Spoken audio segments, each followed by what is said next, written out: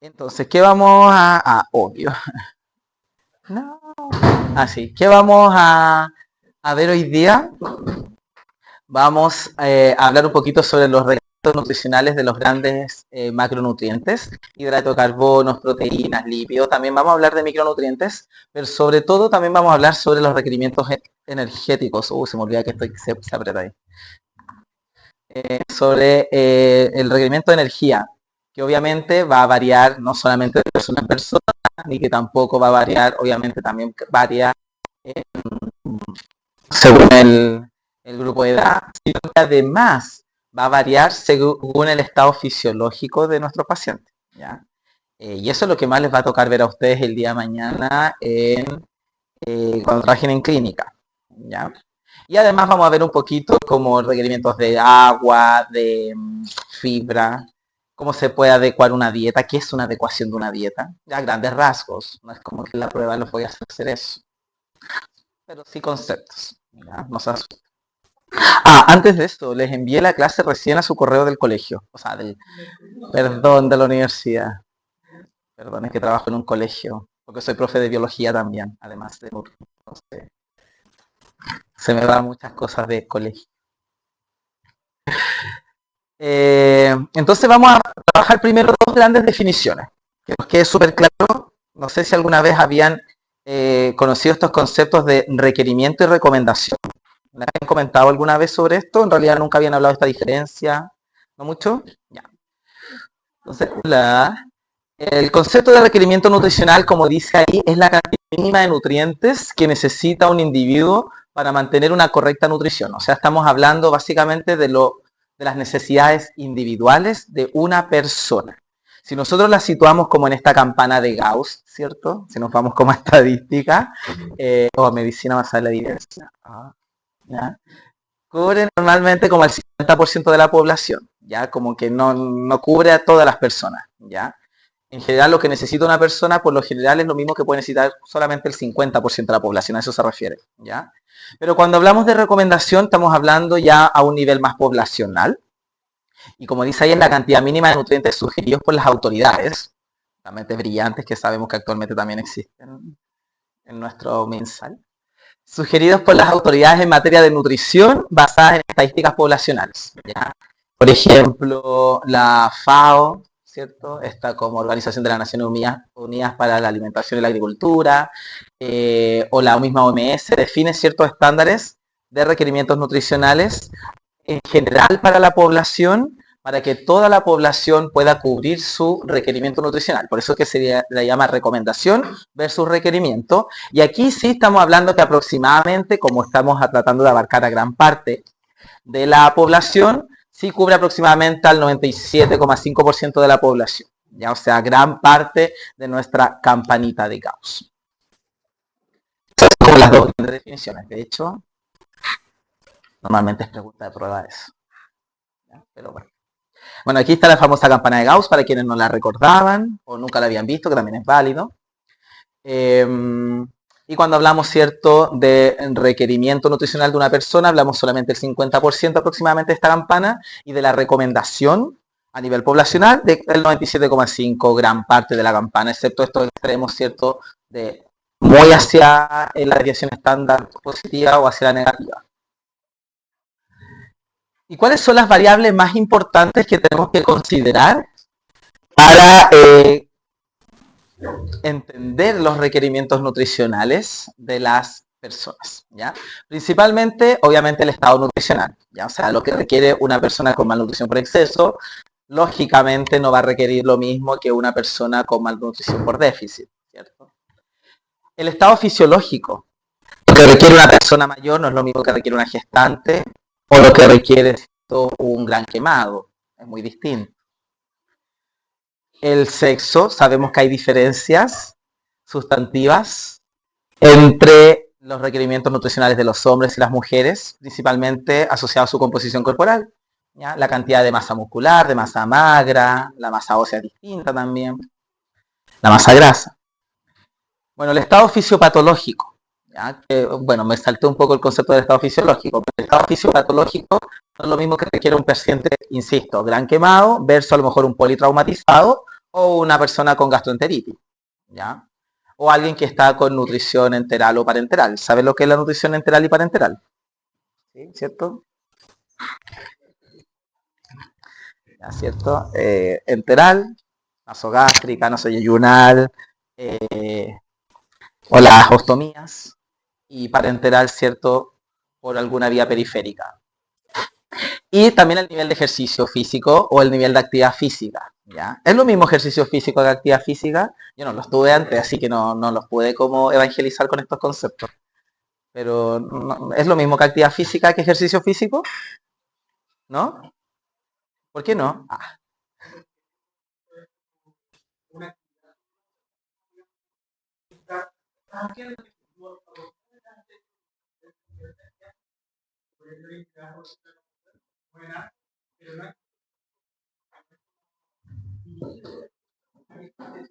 exactamente, o sea, la actividad física es todo este gasto energético que se produce por este movimiento de los músculos, la musculatura, movimiento del sistema locomotor, y que implica un gasto energético por lo menos normalmente mayor a 3 metros aproximadamente, o equivalente metabólico.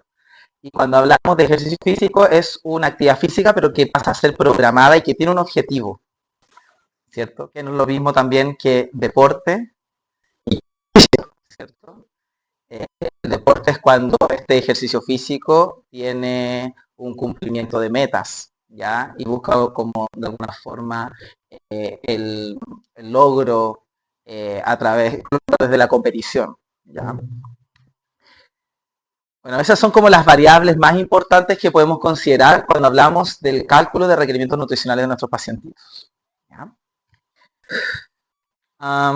Primero vamos a hablar de la energía, ¿ya?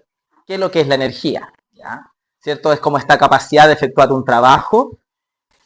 Obviamente toda la energía que proviene de los alimentos, de alguna forma va a ser desde que se degrada este alimento, se digiere, se metaboliza dentro del mismo sistema digestivo, y entra obviamente estos nutrientes a la célula y pasa a formar ATP, ¿cierto? A través del ciclo de Krebs y todo lo demás, ¿ya?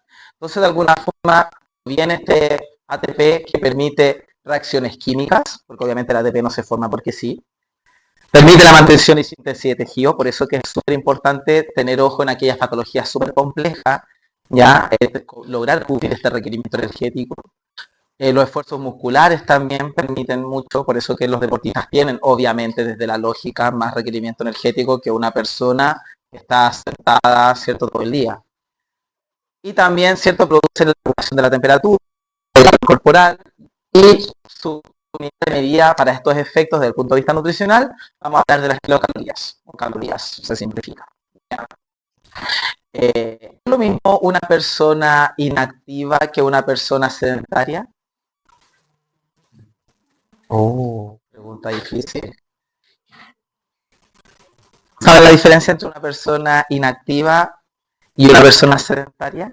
Porque siempre como que uno cuando ve como estos panoramas la, las encuestas, ¿cierto? Como poblacionales, la encuesta nacional de salud, ¿cierto? O la misma encuesta de chica, como que se habla que las personas son sedentarias. ¿Pero es lo mismo? Sí.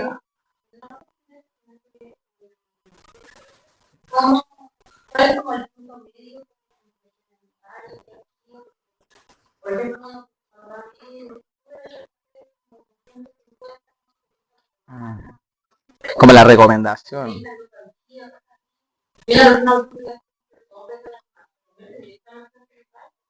Ya. Qué buena pregunta.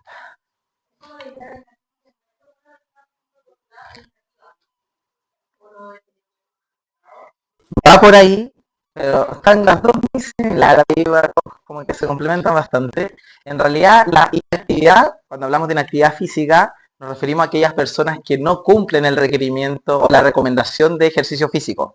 Ya la recomendación como poblacional, más allá de la individual. ¿Ya?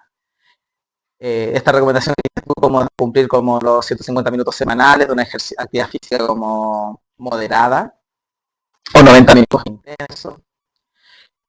Y aquella persona que es sedentaria es aquella que pasa más de 8 horas sentado. ¿Ya? Entonces, yo perfectamente puedo ser un estudiante universitario puedo ser sedentario, pero si voy al gimnasio 3 veces a la semana, voy a ser también activo físicamente. Entonces, son dos conceptos distintos. ¿Ya? Entonces, lamentablemente, para estas recomendaciones generales de las encuestas que se hacen, siempre se habla como del sedentario, como aquellas personas que hacen ejercicio menos de 3 veces a la semana. Y en realidad es el concepto de inactividad física, ¿ya? No es el concepto de sedentario. Porque si no le preguntarían a las personas cuánto tiempo pasa sentada en su casa o acostada, y ahí obviamente estaríamos hablando de sedentarismo. Yo les decía en sí la caloría, que lo que es la unidad de energía térmica, que equivale al calor necesario para elevar la temperatura de un cc de agua a 1 grado Celsius, ¿cierto? De un cc de agua a 1 grado Celsius, o sea, de 14,5 a 15,5 a nivel del mar. Esa es como la definición de laboratorio que manejan los expertos en el INTA, por ejemplo, cuando tienen estos laboratorios de calorimetría directa. ¿Saben lo que es el INTA? No saben. Sin miedo al éxito, ¿no? Es el Instituto de Nutrición y Tecnología de los Alimentos que pertenece a la Universidad de Chile, ¿ya? El INTA es actualmente a nivel nacional como el referente respecto a las recomendaciones de alimentación, nutrición, en general.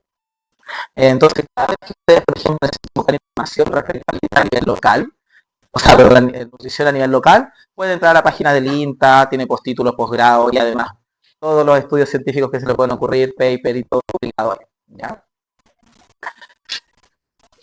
No, en detalle, ¿cierto? Sabemos que todos los procesos químicos que ocurren dentro de la célula, a la larga, desde que llega, ¿cierto?, la glucosa o la proteína o el lípido a la célula, siempre busca, ¿cierto?, desde su metabolismo, la generación de ATP, ¿ya? Obviamente tiene consecuencia el que se produzca ATP desde una proteína o desde un lípido versus una glucosa, ¿ya? Pero sí, obviamente, en general lo que uno busca es que se forme este ATP para darle sustento y alimento, combustible a este motor celular. Entonces, dos métodos, en realidad 3 métodos, para lograr calcular el requerimiento nutricional de una persona. ¿Ya? Tenemos los métodos que son directos, indirectos y doblemente indirectos. Los métodos directos, como dice ahí, el gasto energético total puede determinarse por la medición de la cantidad de calor producida por el organismo mediante cámaras herméticas con paredes aislantes, o más conocido como esta cámara de vapor, que se llama. ¿Ya? Básicamente a la persona se le entra a una cámara, como dice, como una habitación, y la persona puede estar sentada, haciendo nada, vegetando, y mediante el cálculo de la temperatura corporal que va generando esta persona a través del oxígeno, ¿ya? Esta cámara, digamos que tiene como tuberías con agua, ¿cierto? A 14,5 grados Celsius, ¿ya? Y esta tubería, de alguna forma, como tiene agua, lo que se mide es como cuánto se eleva la temperatura de esta persona, o sea, de esta agua, por la temperatura que produce este individuo dentro de esta cámara, ¿ya? Obviamente es una medición súper de laboratorio, que es lo que han ocupado normalmente las organizaciones internacionales para poder definir la cantidad de calorías que tiene, por ejemplo, un alimento, la cantidad de calorías, por ejemplo, que produce una persona físicamente activa, como tal, ¿ya? Así como a nivel de investigación. Y están los métodos indirectos, ¿ya? Es muy similar a los métodos directos, pero como dice su nombre, obviamente no son tan fidedignos, comillas, pero sí hay una medición, por ejemplo, del consumo máximo de oxígeno. ¿Por qué se llama directo? Porque el consumo máximo de oxígeno puede extrapolar, ¿cierto?, la cantidad de calorías o energía que está liberando esta persona. Por ejemplo, cuando uno ve a los test de esfuerzo, hay algunos test de esfuerzo que miden consumo máximo de oxígeno, donde a la persona se le pone una aerocámara, ¿cierto?, y se le permite caminar, o un cicloergómetro en la bicicleta, y permiten, ¿cierto?, evaluar la cantidad de oxígeno que consume, y en base a eso se lleva a calorías. La impedancia bioeléctrica, ¿cierto? No sé si alguna vez alguien se ha hecho una bioimpedancia. ¿Lo en clase? Ah, es verdad que la Estefanía tiene uno. Sí. Oh, los evangelizó con esa cuestión. Y el registro de la frecuencia cardíaca. También se puede evaluar la cantidad de calorías según la cantidad de frecuencia, o sea, según la frecuencia cardíaca. En realidad esto es como ya bien indirecto, porque tampoco es como que esté tan validado, pero todavía se ocupa en algunos grupos, ¿verdad? Y está el agua doblemente marcada, que aquí se le pasa agua a las personas por el cuerpo, como dice ahí, doblemente marcado, o sea, marcado con algún isótopo. Y obviamente en base a eso también, según fórmula específica, se calcula la cantidad de calorías. Obviamente esto uno no lo va a encontrar en el CESFAM, no lo va a encontrar en el hospital tampoco, ni en la clínica privada común. Ya esto ya estamos hablando como de clínicas, hospitales o centros especializados en gasto energético. Ya, por ejemplo, a lo mejor yo puedo encontrar el consumo máximo de oxígeno en el Frique, que tiene una unidad de rehabilitación cardiovascular, que es súper famosa, o la puedo encontrar en el Ezequiel González Cortés, que también en Santiago, en el Hospital de Pediatría, también tiene una unidad de medicina deportiva, que es muy topísima también, es como muy bien pionera. Y si no, ya obviamente a nivel privado, la clínica METS, ¿ya? O la alemana Sport, ¿ya? Y tenemos los métodos doblemente indirectos, que obviamente es lo que nosotros vamos a hacer diariamente, ¿cierto? Que son los métodos factoriales, ¿ya? Que es lo que tenemos más a mano, más rápido, igual de válido, obviamente, como dice, es doblemente indirecto, pero no significa que no sirva.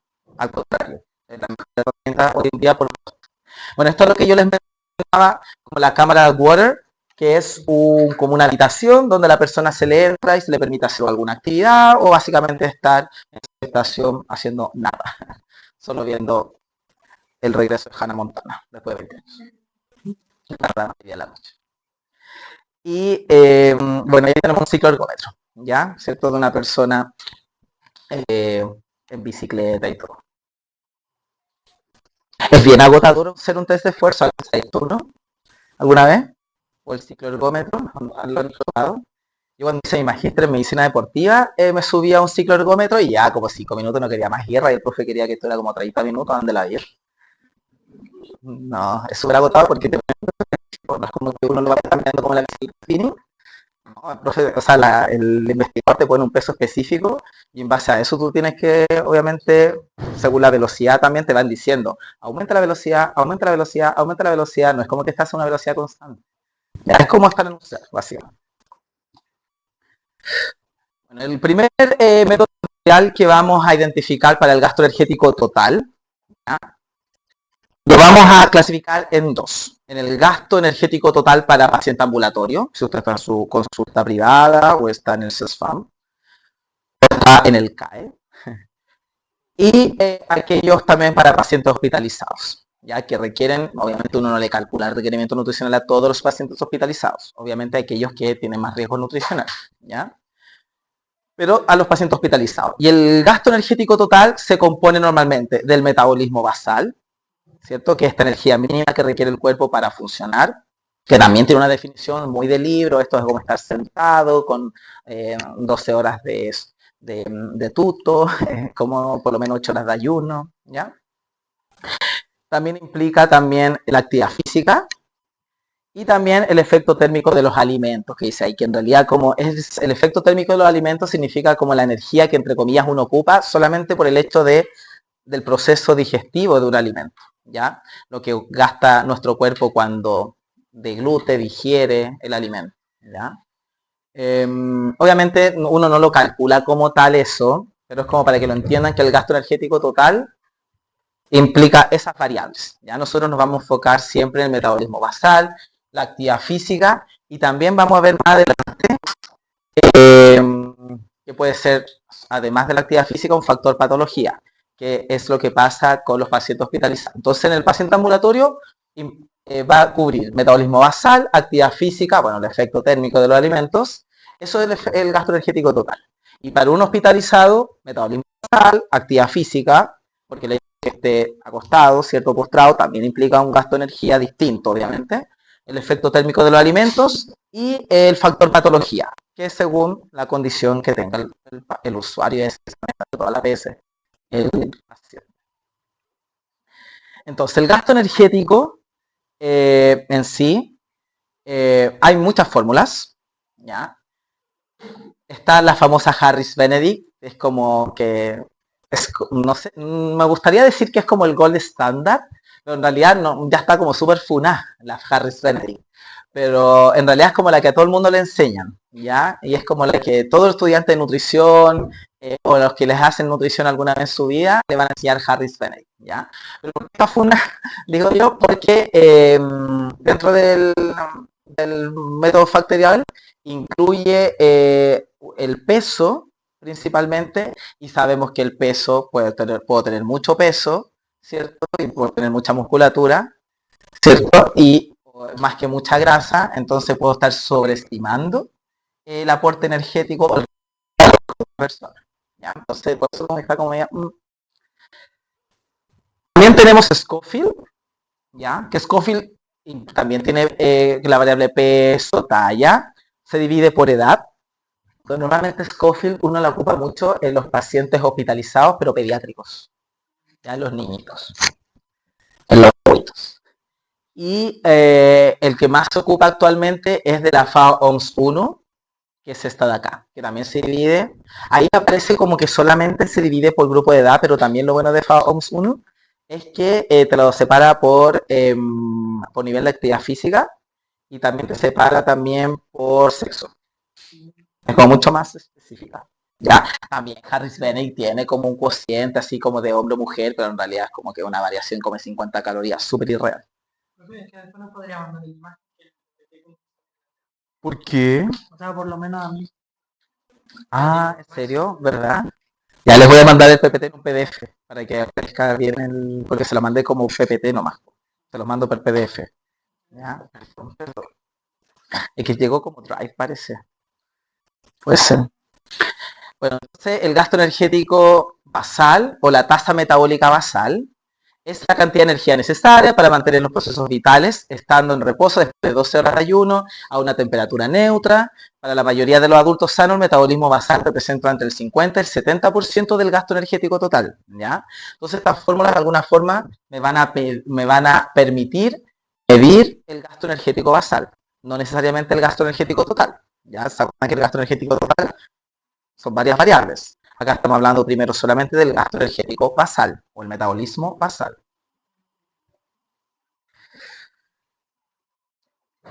Y también tenemos para los menores de 18 años o niños y adolescentes lactantes, tenemos también algunas fórmulas rápidas en caso de que obviamente uno no va a estar en el hospital ahí como calculando con Scofield, así como a menos que uno tenga un Excel y un computador disponible y qué sé yo. Pero en realidad lo más óptimo para efectos rápidos es el cálculo a través de la tasa metabólica basal o la energía basal por factores rápidos, ¿ya? Estos factores, ¿ya? De alguna forma te permiten identificar según el aporte calórico, según el peso, ¿ya? Por kilo de peso.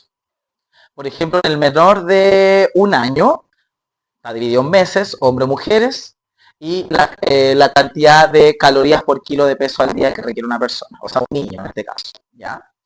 Y para los mayores de un año, ¿cierto? Hasta los 18 años, ¿cierto? También está dividido según el peso y la cantidad de calorías que uno podría como calcular a grandes rasgos como base. Esta sí está hecho, es de la FAO OMS 1, como un resumen rápido, pero está hecho para un nivel de actividad física moderada. ¿Ya? Entonces, por ejemplo, si uno visualiza en la anamnesis que el paciente tiene una actividad física sedentaria o es inactivo, uno le resta el 15%.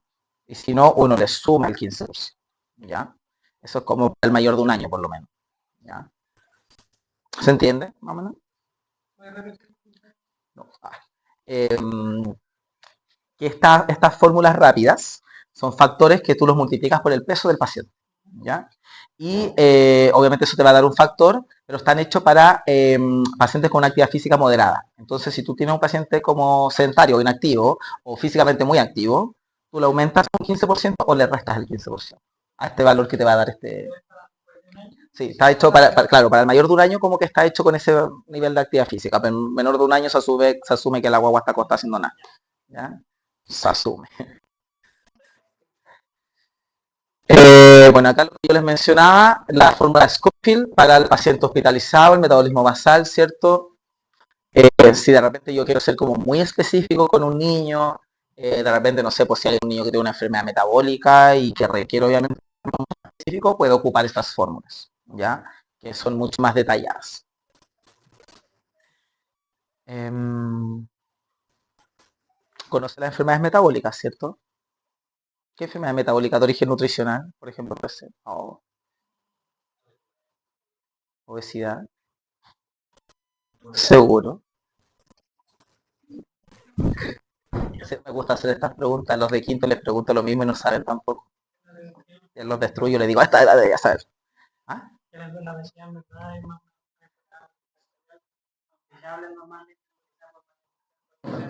Pero hay muchas variables, ¿cierto? En realidad las enfermedades metabólicas, cuando se habla de enfermedades metabólicas, eh, de origen no nutricional en realidad, o nutricional, no nutricional en realidad, se enfoca principalmente, por ejemplo, en la fenilcetonuria, ¿ya? La tirosinemia o la galactosemia o la orinolorojarabedearse, que se llama esa enfermedad. Son enfermedades metabólicas súper específicas, muy específicas, ¿ya? Hay un montón más. Ustedes saben que la fenil, o sea, el screening de fenilcetonuria se les mide a todas las guaguitas actualmente en el sistema público, por lo menos gratuito, en el nacimiento, ¿cierto? Y actualmente se incluyó un protocolo donde aumentaron a más de 70 enfermedades metabólicas, ya de forma gratuita. ¿Ya? En el sistema privado igual tienes que pagar un poco más, pero existe el screening. ¿Ya? Antiguamente no existía ese screening y obviamente había mayor prevalencia, ¿cierto?, de estas enfermedades. Y estas enfermedades metabólicas son genéticos, de origen genético, y que afectan, se ven afectados los pacientes cuando consumen algún tipo de nutriente. Por ejemplo, en la fenilcetonuria se da por una falta en la metabolización de la fenilalanina, un metabolito, o sea, perdón, un aminoácido, ¿cierto?, esencial. ¿Ya? Lo mismo pasa con la tirosinemia, ¿ya? Por la tirosina, por una alteración en el metabolismo de la tirosina. ¿Ya?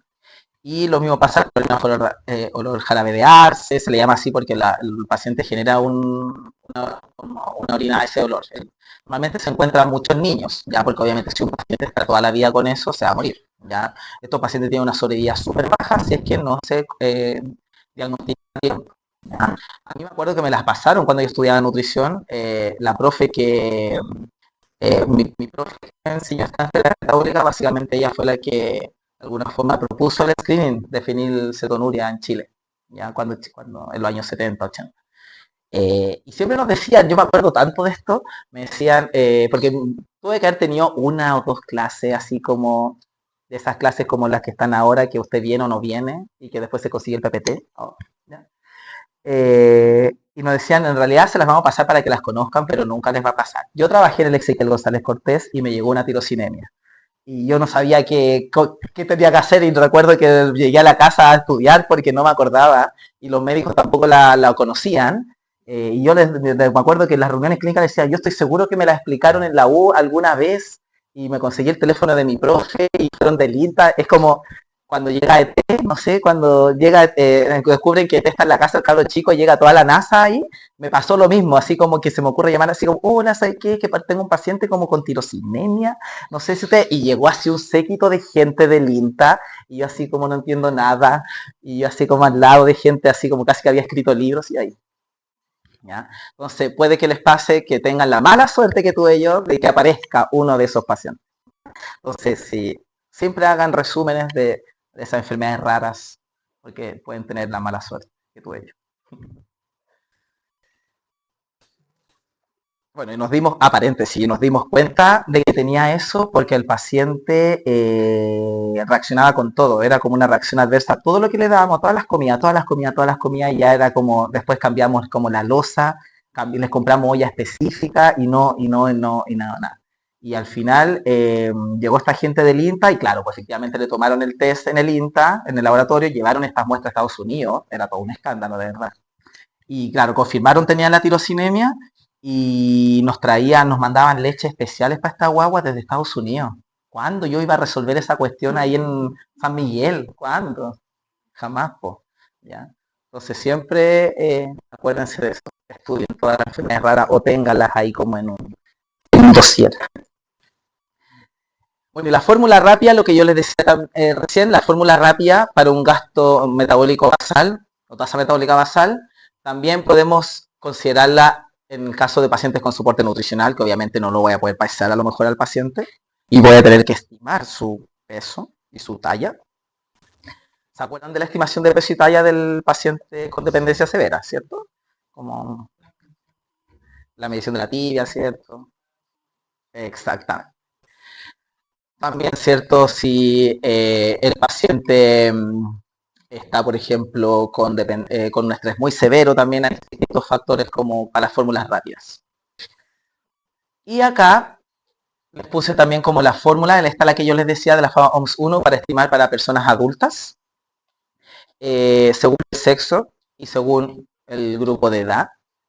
Y estas también están hechas para personas con actividad física moderada, ¿ya? Entonces aquí, a diferencia de que es un 15%, lo que dice como esta fuente es que es un 30% adicional si tiene una actividad física como intensa, o si es inactivo o sedentario, para estos efectos, se le resta un 30% al valor que aporta cada ¿ya?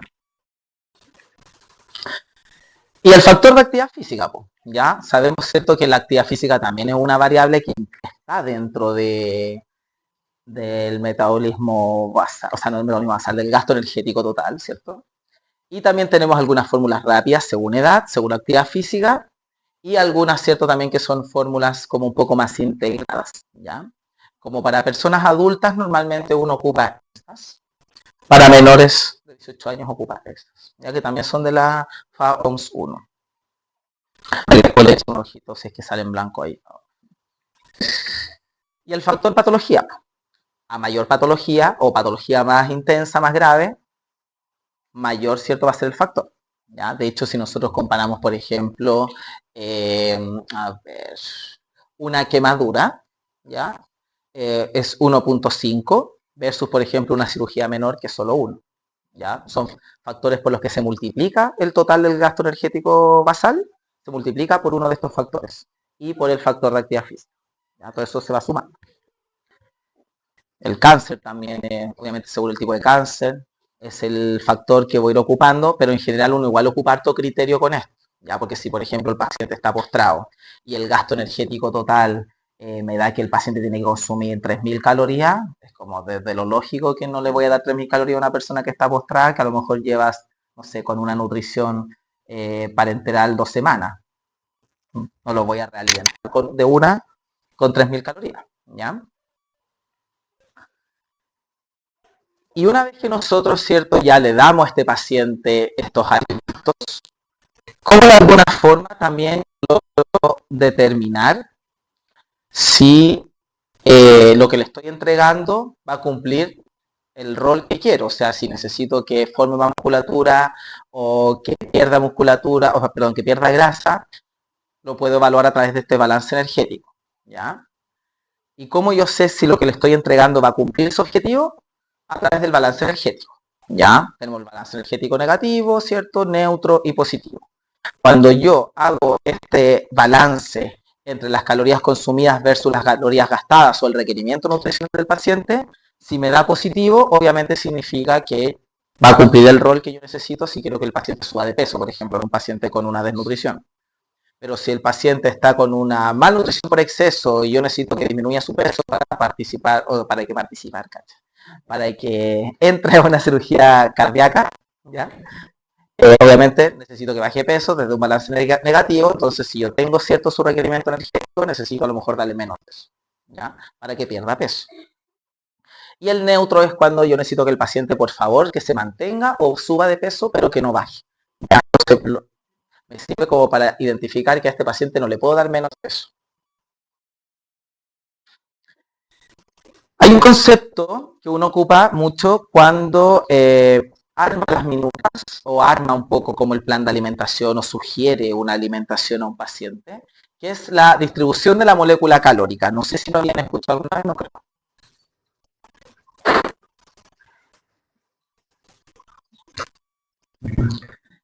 La distribución de la molécula calórica es un concepto o es una estrategia que uno ocupa una vez que ya tengo el requerimiento energético total de un paciente, ¿cierto? El gasto energético total del paciente, yo lo separo, ¿cierto? O distribuyo los macronutrientes, por lo menos los hidratos de carbono, las proteínas, los lípidos, los distribuyo en grandes porcentajes, ¿ya? Proporcionales. Normalmente uno habla del hidrato de carbono, aproximadamente debiera ser entre un 50 a un 60% de las calorías que vienen del hidrato de carbono del gasto calórico total, o gasto energético total. Para las proteínas, entre un 15 o un 10 o un 20%, ¿ya? Del gasto energético total tiene que venir de proteínas. Y de los lípidos, aproximadamente entre un 25 y un 30%. Eso es como general. Porque van a haber patologías, por ejemplo, el EPOC. Ya, yo no le voy a dar al EPOC. ¿Qué es lo que es el EPOC? ¿Saben el EPOC? ¿Cierto? La enfermedad pulmonar obstructiva crónica. Yo no le voy a dar a un paciente con EPOC un 60% de hidrato de carbono si lo voy a estar ahogando. ¿Ya? ¿Cierto? Con producción de CO2. Entonces, normalmente a los pacientes con EPOC se les da máximo un 40-45% de la distribución de la caloría y hidrato de carbonos. ¿Ya? Entonces, también va a ir variando de patología en patología. ¿Ya? Pero esa es como la regla general. Sabemos que los hidratos de carbono aportan 4 calorías por gramo, ¿ya? Las proteínas 4 calorías por gramo y los lípidos 9 calorías por gramo, ¿ya? El alcohol también aporta calorías, ¿ya? 7 calorías por gramo, ¿ya? Es mucho más que un hidrato de carbono, ¿cierto? Y una proteína. Anda muy similar a los lípidos. ¿Cuál es la gran diferencia? Que el alcohol se dice, o se habla, que son calorías vacías, ¿cierto? Porque estas calorías no van, ¿cierto?, a cumplir su rol energético, sino que netamente se empiezan a acumular, ¿cierto?, como células grasas, como la esteatosis hepática, por ejemplo. ¿Ya? Los hidratos de carbono, a grandes rasgos. ¿Ya? Sabemos que son los hidratos de carbono, no vamos a entrar en detalle, aportan 4 calorías por gramo, ¿ya? Y que aproximadamente, aquí yo les puse entre el 50 y el 70% del valor calórico total. Si hay una persona o un paciente que está déficit, probablemente, y no tiene una patología de base, más allá de repente de un hipermetabolismo o por una, no sé, voy a inventar. No voy a inventar, pero voy a decir, por ejemplo, hay un gran quemado, ¿ya? Obviamente a lo mejor yo voy a priorizar la entrega de hidrato de carbono, ¿cierto? Y obviamente de proteínas también, pero si es hidrato de carbono, que más adelante vamos a ver cómo podemos priorizar eso, ¿ya? La hice. No lo había visto. Bueno, ahí se corrió el PPT. Hola. No, es así. Ya, en pediatría hay una diferencia igual en la proporción de un paciente relativamente normal. Estamos hablando de un 60 o un 70% del valor calórico total de hidrato de carbonos versus una persona mayor o un adulto de 70. ¿Por qué en el niño más? Porque obviamente el niño está en un periodo de crecimiento, ya, o el adolescente. ¿Ya? Sabemos que las fuentes de hidrato de carbonos, tenemos fuentes de hidrato de carbonos más simples, otras más complejas, y también no significa que yo voy a demonizar el hidrato de carbono simple, la coquita con hielo, porque obviamente tiene su rol importante en la salud mental de este país. ¿Ya? Pero obviamente todos los alimentos tienen un rol también, así como, entiende, pensamiento crítico. Las proteínas, ¿ya? Las proteínas también tienen un rol súper importante, ya sabemos, cierto, estructural, enzimático, de transporte, un montón, ¿ya? También aportan 4 calorías por gramo. Y aquí las proteínas en general uno las puede clasificar en proteínas de alto valor biológico o de mediano valor biológico, de bajo valor biológico. ¿A qué nos referimos con el valor biológico? Principalmente a la cantidad de aminoácidos que tiene esta proteína o aminoácidos esenciales que van a cumplir el rol para lo que fueron, ¿cierto? Como para lo que tienen, ¿ya? El rol para lo que está en la naturaleza. Por ejemplo, aquellos de alto valor biológico, que son aquellas que tienen más del 70% de proteínas, ¿ya? De buena calidad. Estamos hablando del huevo, la leche y la carne, ¿ya? Que son proteínas que sí o sí van a cumplir ese rol y que van a, más del 70% de esta proteína va a ir a esa función, ¿ya? Cuando hablamos de mediano valor biológico, hablamos de las legumbres y los cereales cuando hacen esta complementación aminoácida. Recuerden que las legumbres y y los cereales tienen aminoácidos limitantes que se complementan y eso hacen una proteína de mejor calidad. Por ejemplo, cuando uno va a comer porotos con rienda, no los va a comer porotos con rienda porque sí, no se creó, porque obviamente la medicina tradicional mapuche la hizo, ¿ya? Bueno, puede que sí, pero no lo hicieron pensando, ¿cierto? Como en la complementación así. Pero, pero sí, obviamente, es súper importante que durante en la dieta de un día, si uno va a comer legumbres, ojalá también incluya cereales para que comamos todos los aminoácidos esenciales posibles. ¿Ya? Y las de bajo valor biológico, por ejemplo, las proteínas que tienen las frutas, las verduras, obviamente la cantidad de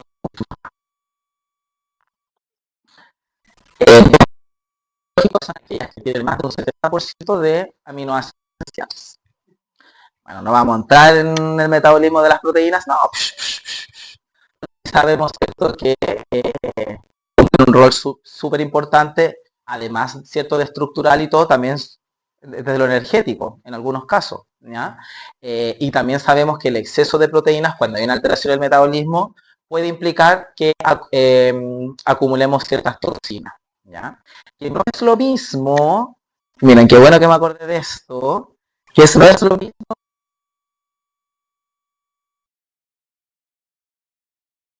proteínas, ¿ya? ¿Se acuerdan que antiguamente se decía eso? Que si uno comía muchas proteínas, o eran muy chicos para eso.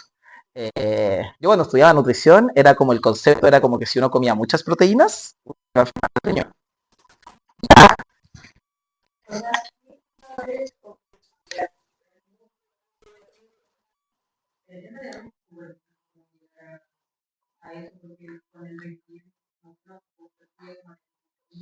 ya, eso. Mira, de partida, qué bueno que lo dijiste. Son dos mitos que tenemos que eliminar, ¿cierto? Una que obviamente al comer exceso de proteína uno no va a enfermarse el riñón porque ya está súper evidenciado que uno elimina el exceso de proteínas por la orina. Ya eso está como súper ok. Y lo otro, lo que dices tú, ¿cierto? Que el alcanzar el requerimiento de proteína. Es muy poca la gente que logra alcanzar el requerimiento de proteína en la práctica. Porque el requerimiento igual es alto. Obviamente, nuestro nivel, actualmente nuestra población necesita más proteínas porque necesitamos generar más masa muscular, porque somos una población más sedentaria y más físicamente inactiva. Entonces, lograr el requerimiento es súper complejo, más aún que hoy en día existe esta tendencia, ¿cierto?, de no comer carne, ¿cierto? O no comer leche, pobrecita la vaca, pobrecito los animales, ¿ya? Entonces, claramente el consumo de proteínas de origen vegetal también no es lo mismo, ya vimos el valor biológico, es más bajo. Entonces, claramente el requerimiento nutricional de proteínas se vuelve más alto y más nos va a costar cumplir, ¿ya? No significa que estoy diciendo que no podamos comer, que no debamos comer fruta y verdura, al contrario, ¿ya? Pero no se nos puede olvidar que desde lo evolutivo nosotros somos seres omnívoros, ¿ya? Y que nuestro cuerpo, hasta por lo menos el 2026, está hecho para comer animales, fruta y verdura y legumbres, ¿ya? Lo demás es chaya, ¿ya? Pero cada uno con su tendencia. Ojo. Entonces, el requerimiento de proteína, ¿cómo podemos como ir al detalle, más allá del valor calórico total? A través del nivel seguro de ingesta y el score aminoácido y la digestibilidad. El nivel seguro de ingesta es el valor mínimo de proteínas necesarias para cubrir las necesidades nutricionales, que también solo lo dan estas guías internacionales, la OMS-1, de hecho, ¿ya? Y también, como es una recomendación, cubre aproximadamente el 97%, ¿cierto?, de lo que necesita la población, ¿ya? Porque es una recomendación. Y aquí tenemos dos grandes conceptos, el de score aminoácido y el de la digestibilidad, solamente para que lo entiendan, obviamente, ¿ya? No es como para que nos pongamos a calcularlo, y no tiene sentido calcularlo tampoco, ¿ya? Pero cada proteína o cada alimento con su proteína tiene un score o un puntaje que refleja el contenido de aminoácidos de una proteína en relación a la proteína ideal. Normalmente la proteína ideal es una proteína de alto valor biológico, ¿ya? Huevo, leche o carne, ¿ya? Y se hace un puntaje, un score, según la cantidad en llegar al 100, por ejemplo, ¿ya? Y la digestibilidad se mide como el porcentaje de esta proteína, cómo se utiliza para lo que fue creada esta proteína o para lo que existe, ¿ya? En el organismo, estas funciones estructurales, enzimáticas, de transporte, ¿ya? Entonces, obviamente, las proteínas de bajo valor biológico tienen menos digestibilidad, ¿cierto?, que las de alto valor biológico. Y la misma, las de bajo valor biológico, por lo general, tienen menos score aminoácido que las de alto valor biológico. Eso es como desde lo puntual, por eso les digo como que no hay una tendencia buena, una tendencia mala. De hecho, la tendencia vegetariana vegana está muy bien planteada y es muy saludable si yo también la hago como corresponde, o si me suplemento como corresponde, si es variada también. Pero a veces, cierto, se nos olvida esa parte y uno se pone medio vegano para sus cosas, medio vegetariano, y se nos olvida suplementarnos y tenemos como esta debilidad, entonces decimos que la dieta vegana es mala, pero el malo fui yo que no supe suplementarme, ¿cierto? Bueno, el nivel seguro de ingesta también está dividido para niños y adultos. ¿Ya? El que se ocupa actualmente el de la FAO OMS 1, principalmente al inicio se creó uno, pero después la FAO OMS 1 hizo una corrección de este nivel seguro de ingesta. Eso, por ejemplo, el nivel seguro de ingesta, uno lo puede ocupar en aquellos también pacientes que requieren como algo más detallado, más allá como el valor energético total. Ya de la distribución de la molécula calórica. No sé, pues si yo tengo de las 100 calorías, yo calculé que voy a dar el 20% de las calorías en proteínas y me dio una cierta cantidad de gramos de proteínas, pero me doy cuenta que aún así sigue siendo poco, entonces mejor me voy más al detalle y digo, mejor las voy a calcular con nivel seguro de ingesta por kilo de peso. ¿Ya? Y hay un cálculo de proteínas también en situaciones especiales, más allá de la distribución de la molécula calórica y de el nivel seguro de ingesta. ¿Ya? Que es el balance nitrogenado, el cálculo a través del balance nitrogenado o de calorías no. El balance nitrogenado, o sea, perdón, el balance energético daba, ¿cierto?, según lo que necesita el paciente versus lo que está gastando, según la patología o su estado fisiológico. Lo mismo pasa con el balance nitrogenado. El balance nitrogenado al nitrógeno cuando se metaboliza genera nitrógeno, ¿cierto? Entonces, el balance nitrogenado equivale al nitrógeno ingerido, o sea, desde las proteínas que yo como, menos el nitrógeno eliminado, ¿ya? O sea, del nitrógeno ureico urinario, ¿ya? Que a veces se nos olvida y nos ponemos a calcular el BUN, el nitrógeno ureico en sangre, que es distinto, ¿ya? Aquí se hace en base al nitrógeno ureico urinario, no al BUN, ¿ya? Y fundamentalmente es el presente en la orina en forma de urea, aparte de la eliminación por las heces y la piel. Hay ciertos factores que se estima la cantidad que uno pierde por las heces o por la piel, ¿ya? Porque obviamente uno no tiene cómo calcularlo más allá de un examen coprológico así como súper específico, pero la orina sí la podemos revisar, por cierto, el resultado de orina nos dice cuánta cantidad de nitrógeno ureico urinario está perdiendo una persona, ¿ya? Entonces tenemos que entender un dato extra, que 1 gramo de nitrógeno que nosotros podemos encontrar en la orina equivale a 6,25 gramos de proteínas. ¿Ya? Esa es la conversión que tengo que hacer. ¿Ya? O tengo que tener presente. Entonces sabemos que este balance nitrogenado es el nitrógeno ingerido en la dieta menos el excretado. ¿Ya? ¿Cómo podríamos identificar esta fórmula? ¿Ya? Yo puedo hacer el cálculo de proteínas también según la pérdida de nitrógeno. ¿Ya? Si quiero hacerlo como más específico en un paciente que a lo mejor tiene un catabolismo súper acelerado, como en un cáncer, o en un quemado, o en un politraumatizado, por ejemplo. ¿Ya? Entonces, eh, la fórmula es nitrógeno ureico coordinado en recolección de orina 24 horas, más de la vía de alimentación, ¿ya? Todo eso se considera el nitrógeno excretado, ¿ya? O el gasto de nitrógeno, de alguna forma. ¿Ya? Entonces también hay un factor según la vía de alimentación. Si es parenteral, un factor 2, si es enteral un 3, la alimentación oral un 4. Entonces todo eso yo lo incorporo, ¿cierto? Como a este gasto y obviamente lo que consume el paciente a través de la dieta, las proteínas que consume, yo las calculo, las multiplico, ¿cierto? Por, las divido en 6,25 y puedo calcular, ¿cierto? La cantidad de nitrógeno. ¿Ya? Entonces, ¿cómo puedo identificar un poco el nitrógeno obtenido por el nitrógeno ureico urinario? ¿Cómo lo puedo clasificar?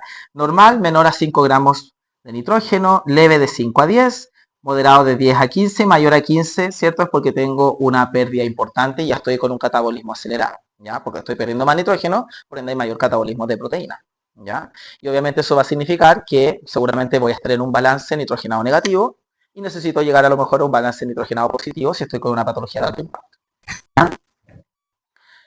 y las calorías no proteicas, ¿ya?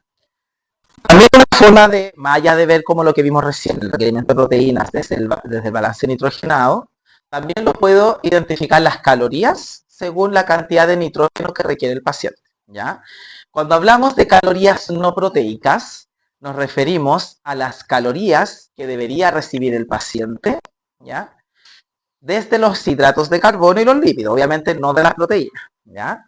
Y cuando hablamos de las calorías proteicas, obviamente estamos hablando de las calorías que aportan las proteínas, ¿ya?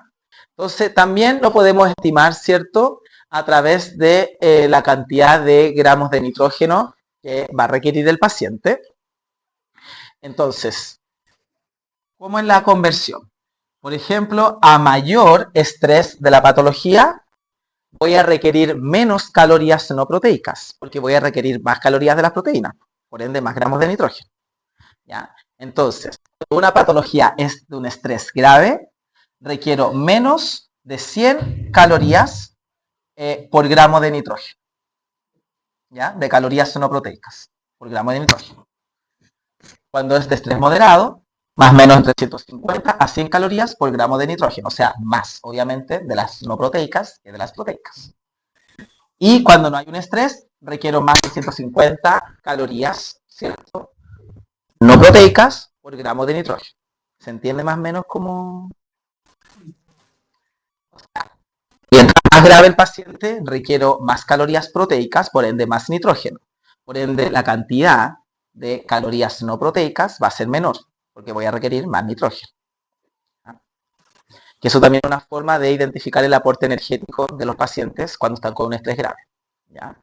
Una forma indirecta, o sea, parto al revés, parto desde el requerimiento de proteínas y después me voy, ¿cierto?, al requerimiento energético. ¿Ya? Y el requerimiento de proteínas parto desde el balance nitrogenado del nitrógeno ureico urinario, luego hago el cálculo, ¿cierto?, de las calorías proteicas y no proteicas, y luego recién veo a lo mejor la distribución de la molécula calórica y calculo la cantidad de energía total que requiere el paciente, como que voy al revés, me devuelvo. Esto a grandes rasgos, para que lo conozcan, normalmente esto no lo hacen ustedes, pero sí necesito que lo entiendan, porque cuando uno está en un hospital, por ejemplo en una UCI, se habla mucho esto se ocupa todos los días en la UCI, ¿ya? No lo van a hacer ustedes, pero lo van a hacer la nutricionista en la UCI, ¿ya? O la nutrióloga, ¿ya?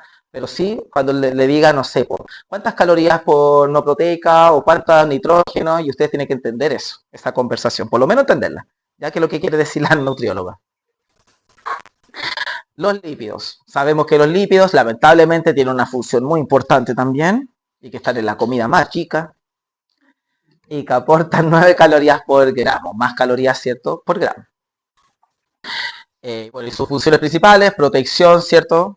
Mucha protección. Reserva energética, estructural en el caso de los fosfolípidos, y también son precursores de las vitaminas liposolubles. ¿Cuáles son las vitaminas liposolubles?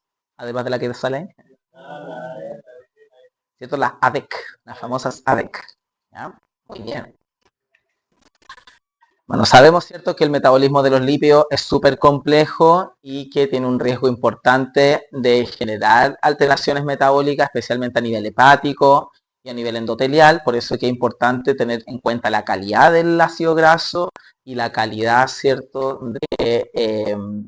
o sea, la distribución de la molécula calórica, especialmente con los ácidos grasos. En general, lo que uno hace, uno siempre, según la patología, uno cuando hace el cálculo de la molécula calórica, uno lo hace desde el hidrato de carbono o desde la proteína, ¿cierto? Y después como que termino complementando el aporte nutricional con los lípidos. Siempre como que uno los tira más a la cola, ¿ya?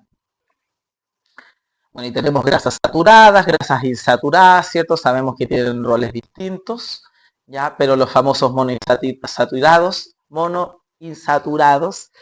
¿cierto? Como el ácido oleico o el omega 9, que uno lo puede encontrar, ¿cierto?, en algunos frutos secos, pero especialmente en el maní, el aceite de oliva, la palta, las aceitunas. Y los poliinsaturados, ¿cierto? Que tenemos el ácido linolénico y el ácido oleico, el omega 3 o omega 6, lo podemos encontrar en pescado graso en el caso del omega 3 y el omega 6 en algunas semillas o aceites vegetales. ¿Ya? Esa es como la gran diferencia de las fuentes alimentarias. ¿Ya? Bueno, y aproximadamente uno habla entre un 25 o un 30% de la distribución de la molécula calórica total, que debe venir de los ácidos grasos, también va a depender a veces de alguna patología u otra. Y tratamos siempre que ojalá los ácidos grasos saturados sean máximo el 10% del total de los ácidos grasos, ¿ya? O de las grasas, ¿ya? No más del 10%. Lamentablemente, nuestra dieta, que es súper procesada, tiene normalmente más de un 10%. Entonces hay que tener harto cuidado con eso, especialmente en aquellos pacientes que tienen aterosclerosis especialmente, ¿ya? O dislipidemias. Bueno, y los micronutrientes, tenemos ciertas vitaminas liposolubles, hidrosolubles, también existe un valor estándar o recomendaciones poblacionales respecto a su requerimiento nutricional, perdón, a su recomendación nutricional, eh, y que también uno las puede encontrar en las páginas de la FAO OMS 1, ¿cierto? Uno puede encontrar los requerimientos de la RDI, los ingestas diarias recomendadas, ¿ya? De microelementos también, de vitaminas, minerales, liposoluble, hidrosoluble, todos los minerales. ¿En qué paciente yo podría tener harto cuidado con los minerales especialmente? O los oligoelementos, ¿no? ¿Se le ocurre en qué paciente uno tiene que tener como harto ojo con eso? Por ejemplo, con el fósforo, el potasio, pacientes renales, ¿cierto? Que es más común de lo que uno cree. ¿Cierto? Y el agua, si bien no existe una recomendación, o sea, existe una recomendación, un cálculo del requerimiento como tal de una persona, la única forma es como desde lo evidencial, es a través, cierto, que yo siempre le digo a los pacientes, cuando me dicen, ¿cuánto agua tengo que tomar? Y uno le dice, fíjese en el color de su orina, básicamente. Si el color de su orina está muy clara o está bien clara, está bien. Si está más o menos es porque quizás no está hidratándose lo suficiente, entonces aumente su cantidad de ingesta de agua, no sé, unos 2 vasos más. Si ya definitivamente es muy densa es porque está muy deshidratado y ahí uno ya le empieza a preguntar cuántos vasitos de agua está tomando en el día, ¿ya?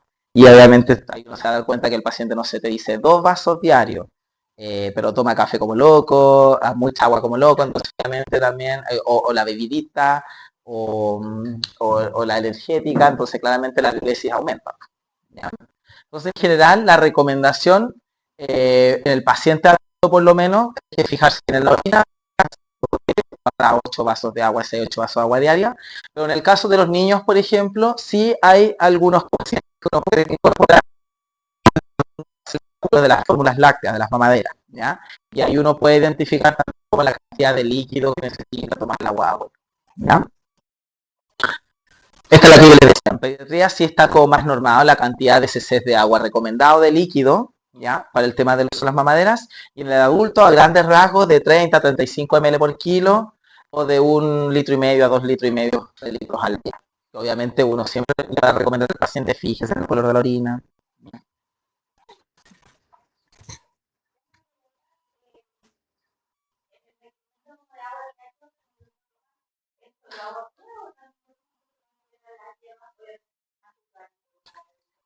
Ya. Cuando hablamos del requerimiento de agua, normalmente uno habla de todos los líquidos, ¿ya? De líquidos no diuréticos. No diuréticos, por ejemplo, incluye la leche, algunas aguas de hierbas, ¿ya? El agua como tal. Pero, por ejemplo, aquí uno no debiera incluir el café o las bebidas energéticas, las bebidas en general, ¿ya? O el té, tampoco deberíamos incluirlo. No, porque es muy diurético. O sea, al final es como contraproducente para la ingesta que estás recomendando a ti misma. Bueno, después cobro. Ah. Y el balance hídrico, pues también podemos evaluar el balance del consumo de agua a través del famoso balance hídrico, ¿cierto? Según lo que quiero, ¿ya? Y esto se ocupa mucho a nivel hospitalario, a través del porcentaje de humedad de los alimentos, se ocupa mucho, mucho, mucho en las UCI también otra vez, ¿ya? Pero los pacientes también renales, ¿ya? Se ocupa mucho en el paciente renal y en la UCI también, por ejemplo, en aquellos pacientes con insuficiencia cardíaca o con EPO que a veces requieren también como un control de la ingesta de agua, ¿ya? En algunos pacientes con trasplante también hay que tener ojo también con el consumo de agua, ¿ya? Entonces, todo eso está normado y también las nutricionistas te van diciendo, este paciente está tomando esta cantidad de líquido, entonces esto es como el máximo que más o menos se le está entregando o esto es lo que está consumiendo y todo, ¿ya? Usted, de hecho, usted dice, necesito un balance hídrico y van a llegar ahí con la hojita, así como, y se la van a entregar. Esto es lo que está consumiendo el paciente de agua. O las enfermeras, en realidad son las TENS, van completando al lado lo que van consumiendo y ahí van haciendo como el balance ellas mismas, ¿ya? El aporte de fibras, sabemos que tenemos dos tipos de fibras, soluble e insoluble, que tienen roles distintos, especialmente para como nuestra microbiota, como prebióticos. ¿Sabes la diferencia entre un prebiótico y un probiótico?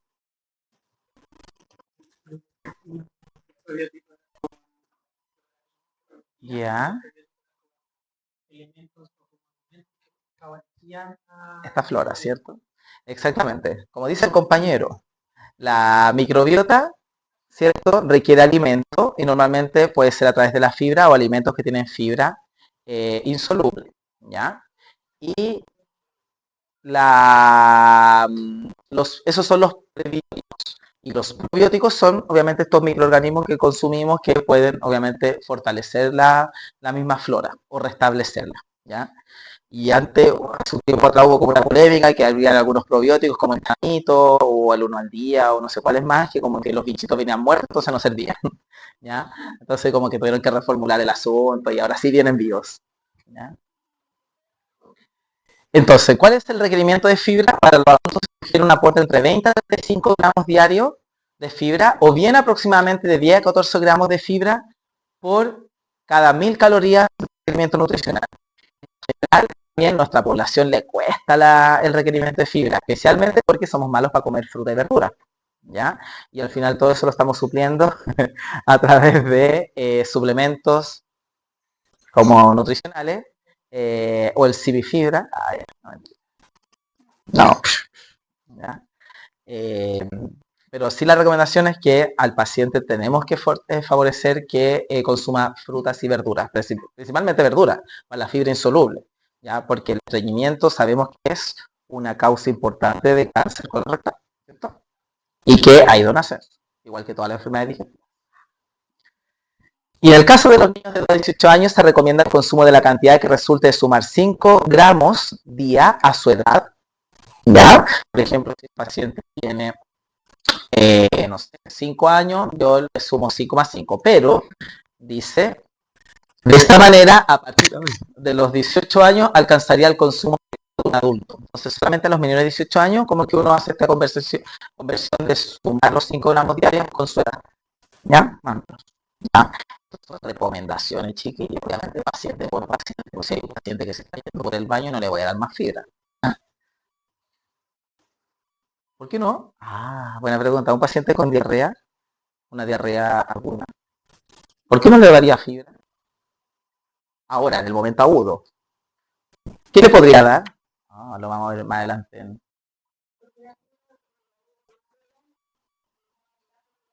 Claro, por ejemplo, si una diarrea osmótica, obviamente la fibra va a aumentar, ¿cierto? Y se va a ir más por el baño. Entonces, al final, con lo que uno hace con las diarreas agudas es un régimen sin residuo que se llama, al paciente le dan alimentos sin fibra, ¿ya? Con nada de fibra, nada que estimule el tracto gastrointestinal, ¿ya? Y obviamente la hidratación que corresponde y todo, ¿ya? Entonces, una vez que pasa ese cuadro, ahí recién podemos recomendar volver a integrar la fibra y todos los alimentos con fibra. Y lo último que vamos a ver en esta clase, la famosa adecuación de la dieta. ¿Se acuerdan que yo se los había dicho al principio? ¿Ya? La adecuación de la dieta es una técnica de evaluación de la calidad de la dieta para ver si realmente estoy cubriendo o no los nutrientes del requerimiento que yo calculé. ¿Ya? Es muy similar al balance energético. Eh, y también, en este caso, a diferencia del balance energético, que es como si es 0 o 1 o menos algo, en este caso es una proporción a través de porcentaje. Entonces la energía ingerida, o sea, lo que yo estoy aportando en la dieta, lo multiplico, perdón, lo divido por la energía requerida y lo multiplico por 100. Normalmente uno habla de que una dieta que está bien adecuada está entre un 90 y un 100% dentro de la adecuación, ya, entre lo que consume el paciente versus lo que yo le voy a entregar o le estoy entregando. Entonces, normalmente cuando uno planifica una minuta, una dieta, y uno la va a entregar al paciente, uno le dice, uno hace el cálculo antes de entregarle la bandejita, ¿ya? Antes de determinar de que este cálculo se traspase al plato de comida, uno calcula si las calorías que yo le voy a entregar versus cómo lo que necesita el paciente me da entre el 90 y el 100, digo, así, vayan a la cocina, ¿ya? Y ahí lo cocina y se entrega, ¿ya? Porque si no voy a estar entregándole comida y seguramente a lo mejor voy a estar sobreestimando o subestimando el aporte. Y por eso lo que dice acá, valores normales entre 90 y 110, era 110, no 100, me equivoqué. El déficit menor a 90 y exceso 110, más de 110%. ¿Ya? Y eso pasa no solamente para las calorías, esto se hace para todos los micronutrientes o macronutrientes, ¿ya? Según la patología también. Entonces, como resumen de esta clase, de esta parte de la clase, la evaluación nutricional debe ser integral, ¿ya? ¿Y por qué debe ser integral? Porque obviamente me va a permitir también, si yo hago una buena evaluación, permito también estimar buenos requerimientos nutricionales, ¿ya? Que lo vamos a ver más adelante.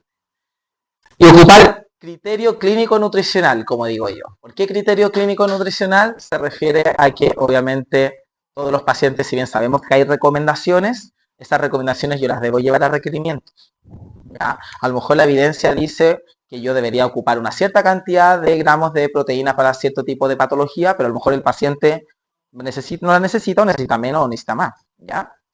Y este es un trabajo multidisciplinario, especialmente porque requiere harto cálculo, harto como aparataje de escritorio, ¿cierto? Entonces, apóyense harto por el equipo de nutrición de los SFAM, de los hospitales. Ustedes solo manden. Y la dieta, recuerden, debe ser variada y equilibrada. Incluso una dieta vegana o vegetariana también debe ser variada, porque no voy a estar comiendo todo el día yo manzana o solo lechuga, ¿ya? Debo comer otro tipo de alimentos vegetales también, ¿ya? O de origen vegetal, legumbres, ciertas semillas, aceites vegetales, de todo. Bueno, le puse la bibliografía. Eso, chicos. Falta una clase, no sé qué hora es. 3:12. ¿Volvamos a las 3:30?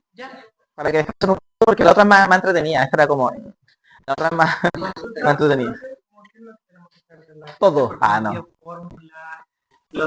¿Qué tienen que saber? En realidad, como los conceptos de recomendación, requerimiento, qué es lo que es la distribución de la molécula calórica y más o menos como la recomendación, ponte tú para el hidrato de carbono, entre el 50 y 70. Eso, algo sutil. ¿Y qué más? Lo de la adecuación, que es importante también. Y lo del... sí, lo que pregunto mucho porque me exigen que se los pregunte. Lo del balance nitrogenado con las calorías proteicas y no proteicas. Como esos conceptos, como tal, no les voy a hacer calcular nada. Solamente como el concepto, qué es lo que es, para qué sirve, eso. ¿Ya? Porque es lo que más van a ocupar también ustedes como médicos, ya en el área como crítica. Eso, jóvenes. Nos queda una clase más, así que a las 3:30, esa es más cortita, es más entretenida.